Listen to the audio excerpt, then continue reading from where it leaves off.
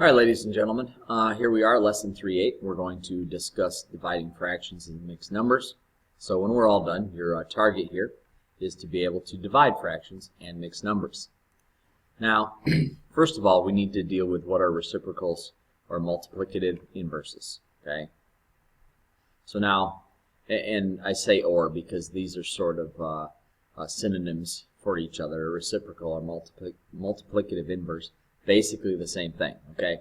So a reciprocal or a multiplicative inverse are when we have two numbers whose product is 1. So if I multiply them together, for example, okay, 1/3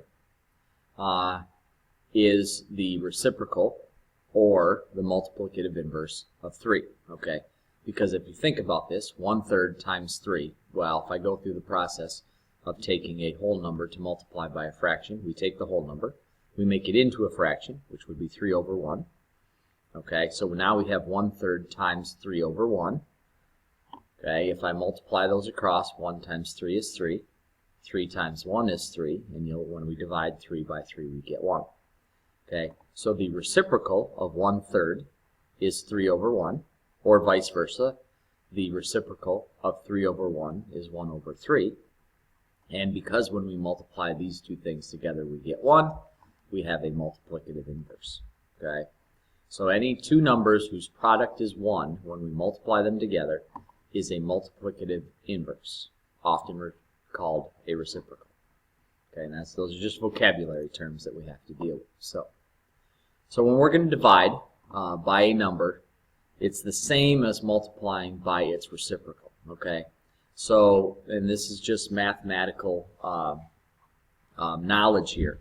So if we're going 6 divided by 3, we get 2, and we all know that, right? I mean, now the reciprocal, though, of 3, remember, this is, and let me write this in, I'll do it in red, I guess. 3 is 3/1. Well, the reciprocal of 3/1 is 1/3. And if I go through the process of multiplying the whole number times a fraction, I make my whole number into a fraction. Okay, and then I multiply across, this would be 6 times 1 is 6.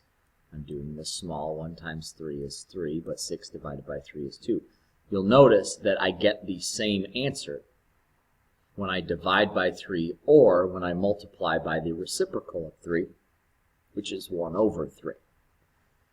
Which gets us into our rule for dividing by a fraction. To divide by a fraction, multiply the first number by the reciprocal of the second. In layman's terms, it's take the second fraction, flip it upside down, and multiply. Okay. This idea here, some people will use keep, change, flip, where if we keep, change, flip, we keep the first number, so the 6 you'll notice stayed. We change from division into multiplication, and then we flip the second number. So if this little keep, change, flip helps you, then go ahead and use it. Okay. So we're going to do some examples, and I'm going to go relatively quick here. You can always re-watch the video if you need to. So if I'm going to divide 2/3 by 1/5, I'm going to keep the first fraction. I'm going to change division to multiplication. Okay, and then I'm going to take the reciprocal of 5 or 1/5, which is 5/1. So there's where my flip comes in, because I'm taking the second fraction and I'm flipping it upside down. And then I multiply the two fractions using my normal standard multiplication of fraction rules. Okay, so 2 times 5 is 10, and 3 times 1 is 3, so I have 10/3, or if you wanted to go to a mixed number, 3 goes into 10 3 times with 1 left over, so we could go 3 1/3. And I am not writing very well today, but 3 1/3. Let me try making that a little bit neater. 1/3. Okay, that looks a little better. My 10/3 up here is sort of ugly, but okay. 3/5 divided by 6, and remember this is 6/1. So if I keep, change, flip, so 3/5 stays, change from their division to multiplication, flip the second fraction over, and I'm going to multiply using my standard rules. Now this is where you have a choice of how you can do this. I can multiply across. 3 times 1 is 3. 5 times 6 is 30, and then reduce. Well, we know that 3 goes into 30, so this will reduce to 1 over 10. Or, if you prefer, I'm going to change colors here. I'll go to green. Before multiplying, so this is your other option, I could, in this case, cross simplify. 3 goes into itself once, and 3 goes into 6 twice. So we're dividing both of these factors, or these numbers, by a factor of 3. 1 times 1 is 1. You'll notice there's my 1. 5 times 2 is 10. So I had a choice of how I could deal with that problem. Okay? Now let's go ahead and deal with mixed numbers. Mixed numbers, first of all, change your mixed numbers to an improper fraction.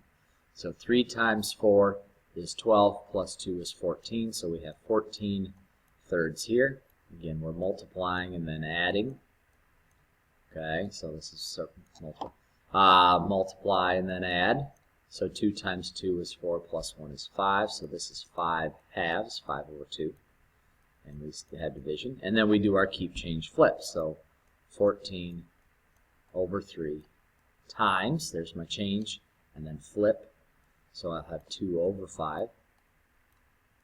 Now I prefer to look for cross simplifications. It's simplifications and cross simplifications first. But I don't see the 2 and the 3 won't. The 14 and the 5 won't. 14 and 3 won't. 2 and 5 won't. So go ahead and multiply across them. 14 times 2 is 28. Over 3 times 5 is 15. If you needed to go to a mixed number, 15 goes into 28 one time. It looks like we'd have, 13 left over. So 1 and 13 fifteenths. Fraction divided by mixed number. Again, mixed number you will want to go ahead and make into an improper fraction. So I got 5/6 here. Divided by, I'm not going to worry about my keep, change, flip yet. 6 times 7 is 42, plus 1 is 43. That is over 7. Now I will keep, change, flip. So 5/6 stays. Times my reciprocal of 43/7, which is 7 over 43. And then I'll go ahead and multiply. Well, I'll look for reductions now. Will 5 over 6 reduce? No. How about 5 and 43? No. 7 and 6? No. 7 and 43? No. Okay, so I don't have any simplifications in here. 5 times 7 is 35. And let's see, 6 times 3 is 18. If I carry a 1, 6 times 4 is 24, plus 1 is 25. And the one nice thing about simplifications, ignore this little whiteboard thing down here, it'll go away, is if there were no simplifications in this problem here anywhere, there will not be in this fraction. So 35 over 258 is my solution. Then let's go ahead and do, I think this is our last one, so let's go ahead and change to a mixed number right now, or sorry, an improper fraction right now. So 24 over 5. So we have 24 over 5 divided by 6 over 7. Okay, keep, change, flip, keep. 24 over 5, we're keeping that. Changing from division to multiplication. And flip, so 7 over 6. And again, if it's me, I am looking for, which I do see, at least one simplification here, because I know 24 and 6 will cross simplify, because 24 divides by 6. That would leave us 4. 6 divided by 6 is 1. 4 and 5 won't. Oops, didn't mean to do that. Anyway, that was a mistake, so I didn't mean to do that. Actually, let me fix it just for the sake of being correct. Okay, so this 5 here. Alright, let me try that again. 4 does not go or reduce or simplify with 5. 4 and 1 not going to do us any good. 7 and 5 isn't going to work. 7 and 1 isn't going to do us any good. So 4 times 7 is 28, multiplying across. And 5 times 1 is 5.